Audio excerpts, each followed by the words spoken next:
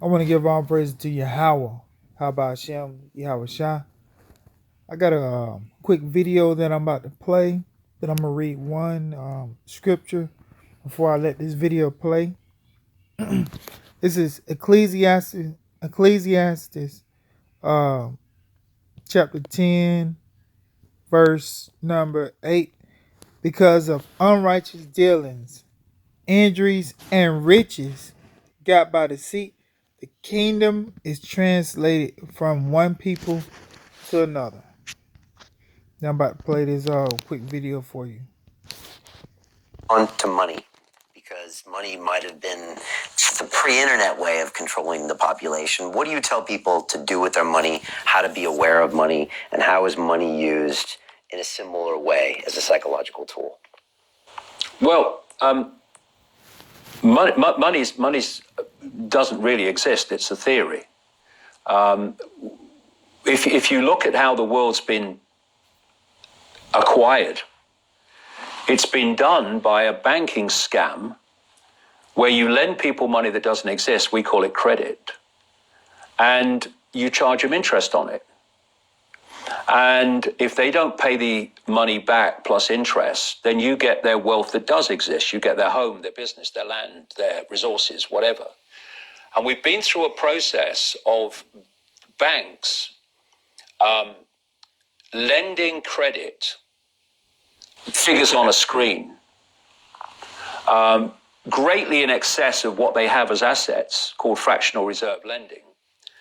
And then when they can't pay it back, because often the banks have taken actions that have crashed the economy, like in 2008, the banks then get all the things they've lent money on, the real wealth of the world. And what's happened in this process of lending credit, getting the real resources when they can't pay back the credit, has sucked the wealth of the world, the real wealth of the world, into the hands of a very, very few people, and left out there most of the rest of the population with something called money.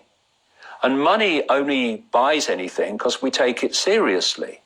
You know, if it's just a piece of paper, and this is the point, it's meant not even to be a piece of paper, it's meant to be purely electronic.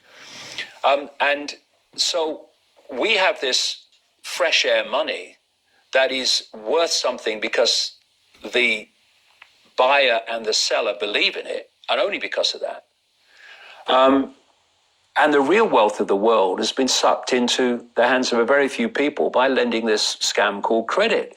Another interesting thing about this money situation is when you go to a bank and you say, borrow £50,000, they'll type into your account £50,000 in credit.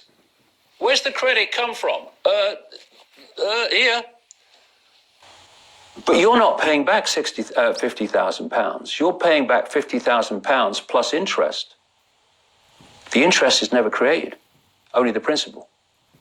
Because people think that governments create money. Money is overwhelmingly created by private banks issuing credit. That's how so-called money comes into circulation.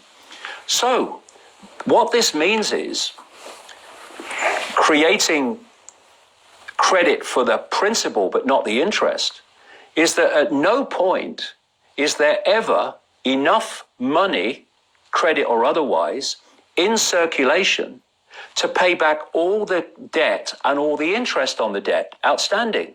So people losing their homes and their businesses and their resources, etc., is built into the system on purpose.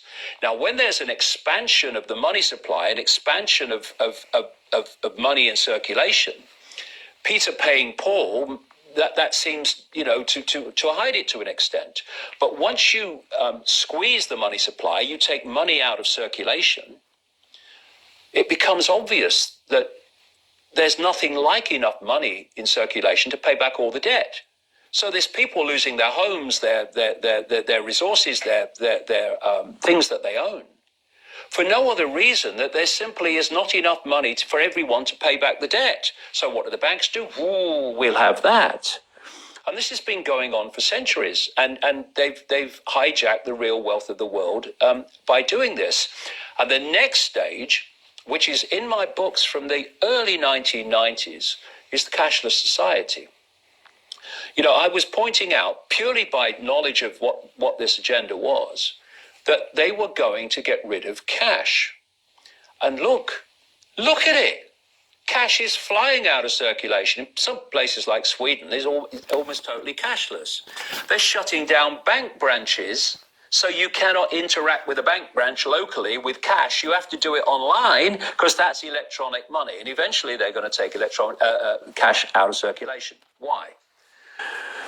Because when you go into a store now or anywhere and you give them a credit card, electronic money, and they say, sorry, the system won't accept your card, well, you can still pay cash. But when there's no cash in circulation, your electronic money, which is meant to go through a microchip eventually, when they say the system won't accept your microchip or your card, you have no other means of purchase. So whoever controls the system is dictating whether you can purchase or whether you can't, whether you can eat or whether you can't.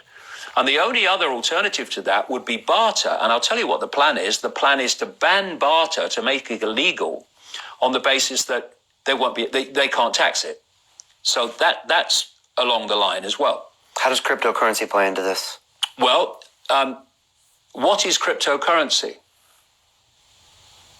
Cashless society. Yeah. Now, and created by a private institution, another currency created by a private institution. Yeah, I'm not saying that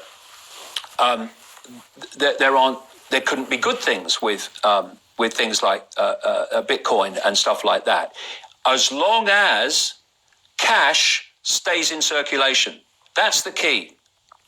So you have an anonymous option. Yeah. Really. While cash is in circulation, you have other points of or ways of purchase. Once there's no cash and you have only cashless digital currencies, then whoever controls them controls everything. And not only that, they can wipe your bank account.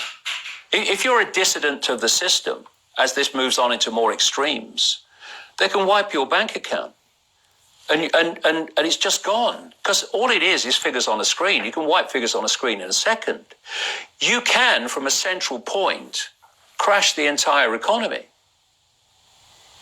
by controlling digital money and digital processes. And the idea eventually, problem, reaction, solution, create the problem and then offer the solution, is to have a gigantic crash, which they will instigate. And then to overcome the crash, they will propose a totally new economic system of central control to be the solution to the problem they've created, which is crashing the economy. And the more control they have over money digitally, electrically, the easier it is to do that.